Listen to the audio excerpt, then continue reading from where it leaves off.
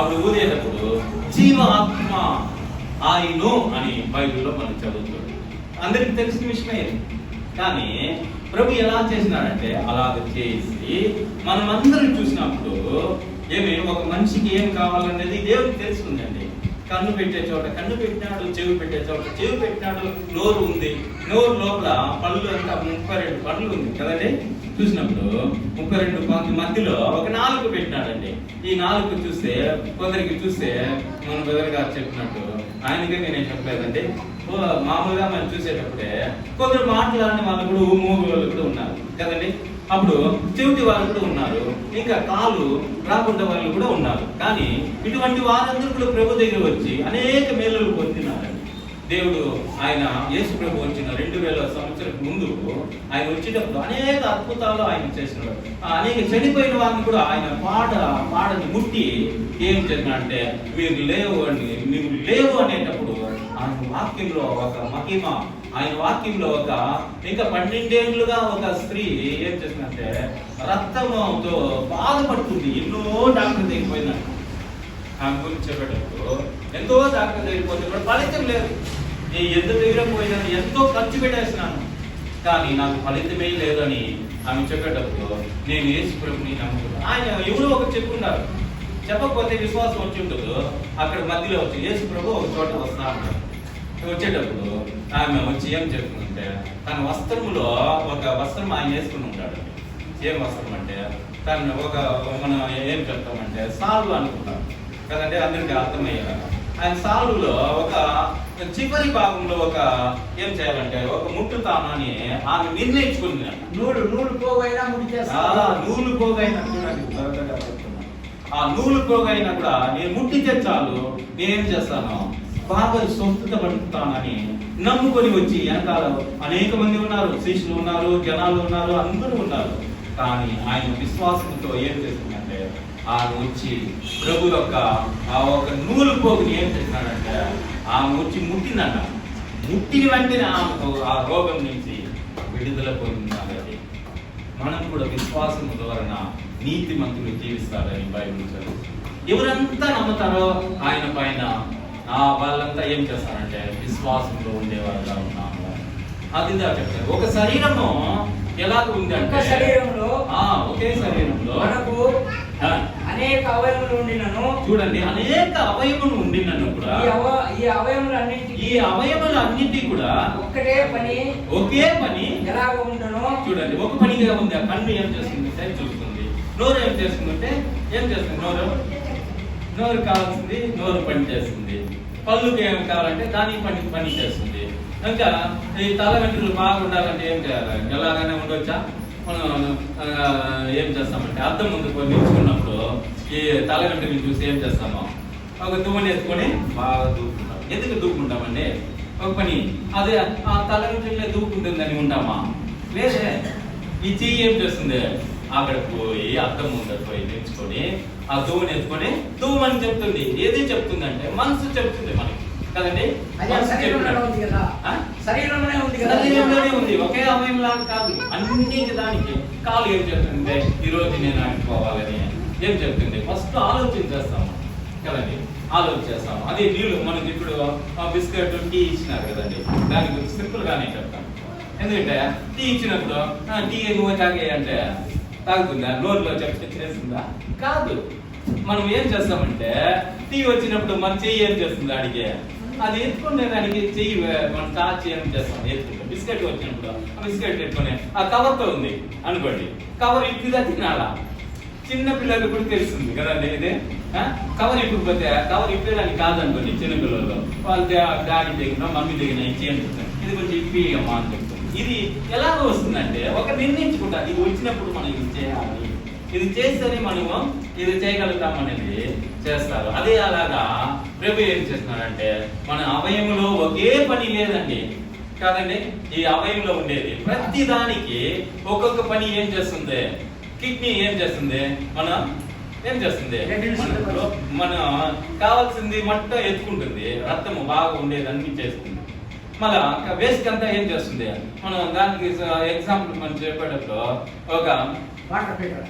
Water filter. నేను ఇంకొక కార్యం చెప్తాను.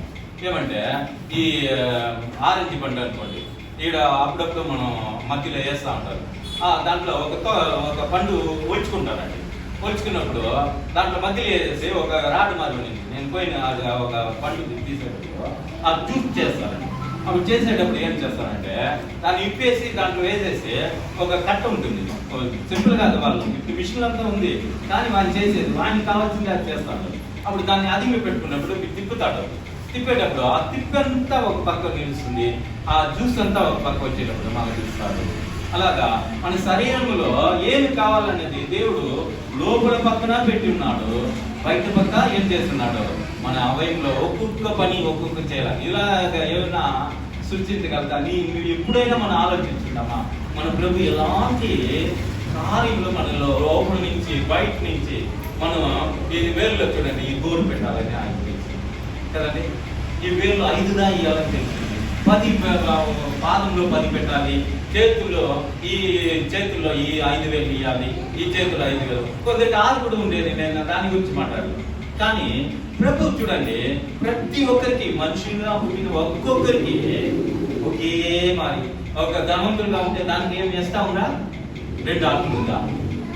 కొందరు చెప్పినానండి ముందు. నిన్న ఒక పాస్టర్ గారు చెప్తాను, నాకు 42 కొట్టుకుంటా ఉంది, నా హృదయంలో ఎన్ని కొట్టాలంట? 72 సార్లు కొట్టాలి కదండి. హృదయం ఎన్నిసార్లు కొట్టాలా? 42 కొడితే నిలిపేదానికి అవుతుందా? ఏమో ఒక ట్రీట్మెంట్ ఎత్తాలి, లేకపోతే దానికి ఏమవుతుంది? హార్ట్ నిలిచిపోతే ప్రాణం వదిలేస్తారు. అలాగా 42 సార్లు కొట్టేటప్పుడు ప్రభుని నమ్ముకున్నారంట.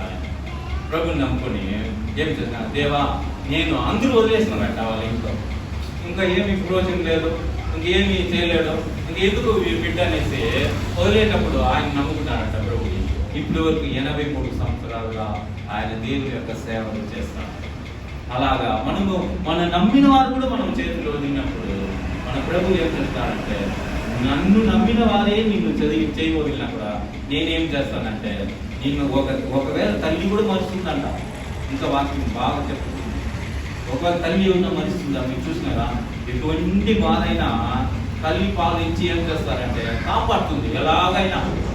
ఈ కోతిలంతా చూస్తే తన లోపలనే పెట్టుకుని ఉంటుంది కదండి. చూసినప్పుడు అది పైకి ఎదుర్కొని పోతుంది. చూసినారా? అలాగా ఇంకా అత్తుకుంటుంది. తన పిల్లల్ని ఎంతో భద్రంగా అది భద్రం చేసుకుంటుంది. అలాగా దేవుడు కూడా ఏం చేస్తాడు, ఒక తల్లి వలె నిన్ను ఆదరించే నేను ప్రభు అయి ఉన్నానని మన ప్రభు సెలవిస్తున్నాడు.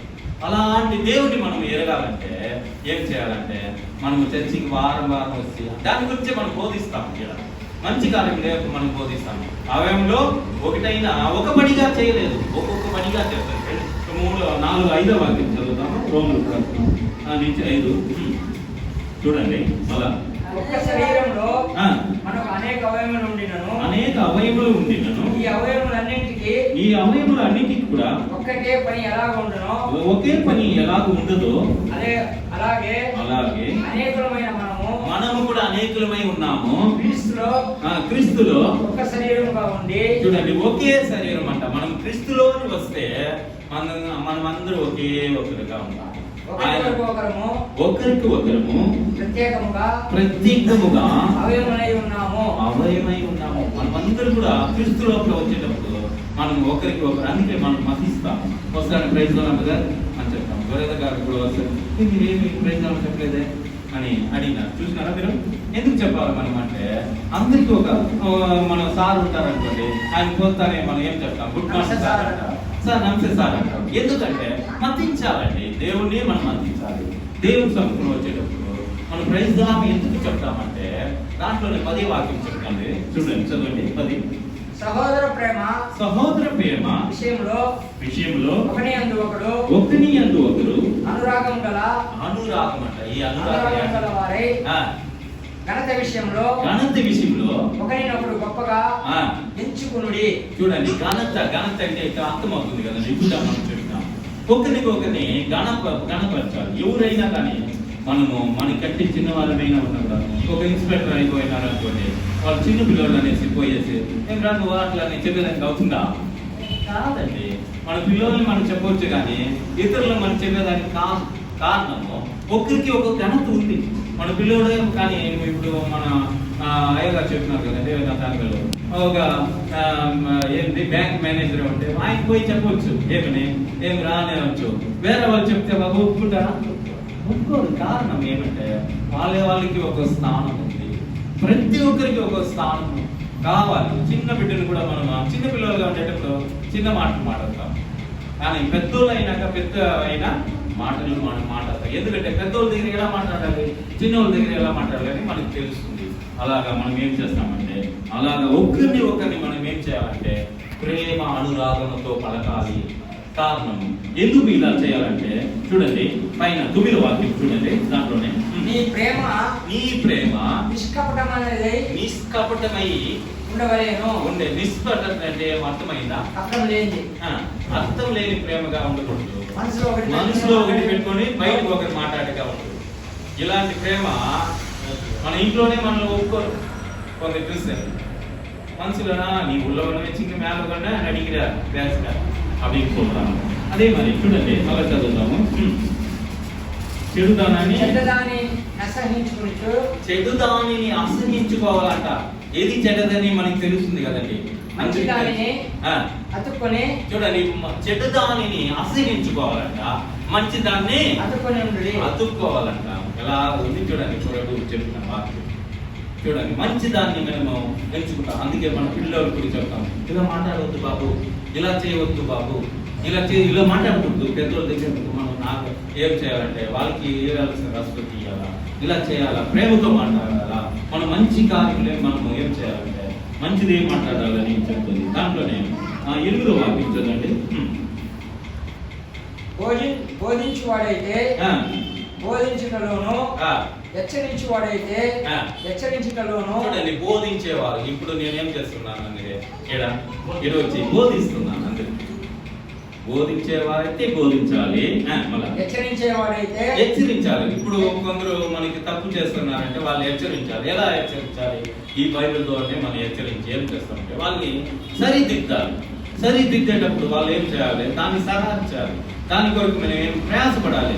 ఇలా మనము బైబిల్ కొంత చెప్తారండి, బైబిల్ ఎత్తినప్పుడు బాగా వైట్ చేస్తున్నాడు, కానీ ఆయన చేసినంత తప్పుగా ఉందే అని చెప్పేలాగా మనం ఏం చేయాలి అంటే అలా చేయకుండా మనము దేవుని కొరకు మనం చేయాలనేది హెచ్చించేవారైతే హెచ్చించుటలోను పని కలిగి ఉంది. ఇంకా ఒక విషయం పంచిపెట్టేవారు. ఇది చాలా కష్టం అంటారు, నాకు ఈజీ.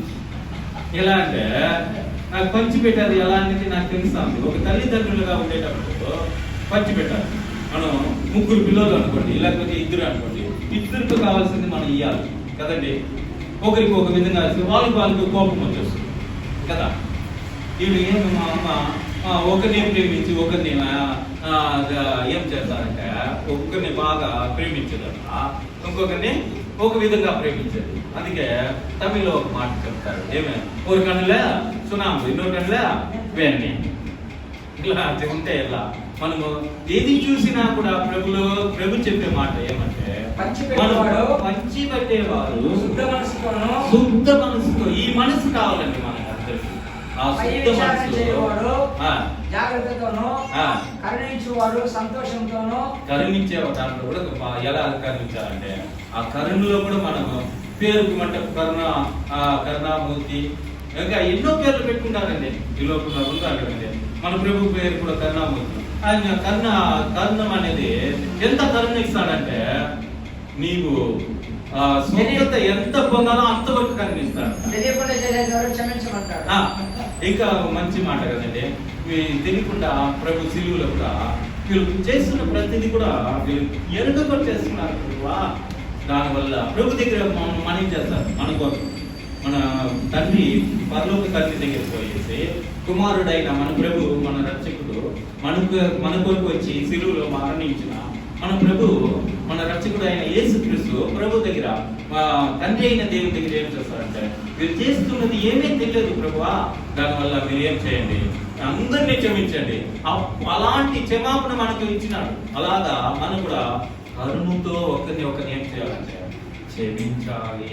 ఈ క్షమించేది అందరికి వస్తుందా? నేను చెప్తే క్షమిస్తాను వీళ్ళు ఏం క్షమించేది అట్లా అనుకుంటే అలా ఏమి మనం క్షమించాం